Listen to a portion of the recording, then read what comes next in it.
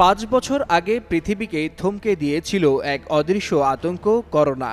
Mask, sanitiser, সামাজিক দূরত্ব এসব হয়ে উঠেছিল জীবনের নিয়ম। সময়ের সঙ্গে ঝিমিয়ে পড়েছিল সেই তাণ্ডব, কিন্তু নতুন করে আবার বাড়ছে সংক্রমণ। কিছু দেশে আবার শুরু হচ্ছে বিধিনিষেধ। তবে এবার ভিন্ন ভিন্ন নতুন ভ্যারিয়েন্টে আত্মপ্রকাশ ঘটেছে সেই আতঙ্কের। তাই প্রশ্ন, পৃথিবী কি আবারও ফিরছে সেই লকডাউনে?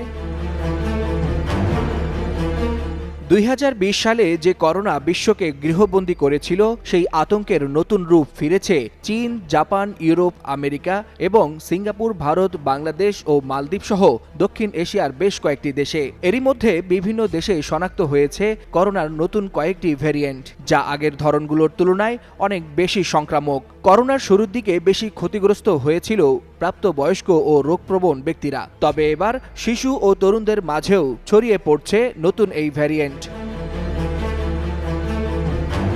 বিশ্ব স্বাস্থ্য সংস্থার সর্বশেষ তথ্যে দেখা গেছে, শুধুমাত্র গত সপ্তাহেই পূর্ব এশিয়ায় আক্রান্ত বেড়েছে উল্লেখযোগ্য হারে। চীনে নতুন ভ্যারিয়েন্টের প্রাদুর্ভাব ঠেকাতে নির্দিষ্ট কিছু স্থানে আবারও জারি করা হয়েছে আংশিক লকডাউন। জাপানে নতুন সাব ভ্যারিয়েন্ট KP.3 নিয়ে উদ্বেগ বাড়ছে বিজ্ঞানীদের মধ্যে।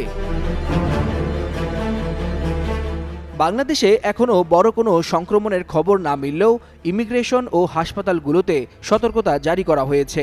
স্বাস্থ্য অধিদপ্তর বলছে, যে কোনো পরিস্থিতির জন্য প্রস্তুতি নেওয়া হচ্ছে। বিশেষজ্ঞরা বলছেন, এটা একটা লুকিয়ে থাকা আগুন, যা যে কোনো সময় ছড়িয়ে পড়তে পারে। আগামী 1-1.5 মাসের মধ্যে পরিস্থিতি অনেকটাই স্পষ্ট হবে। নতুন ভ্যারিয়েন্টগুলো আগের তুলনায় দ্রুত ছড়ালেও মৃত্যুর হার তুলনামূলক কম। তবুও বারবার রূপ পাল্টানো এই ভাইরাসের ভবিষ্যৎ আচরণ এখনও রহস্যে ঘেরা।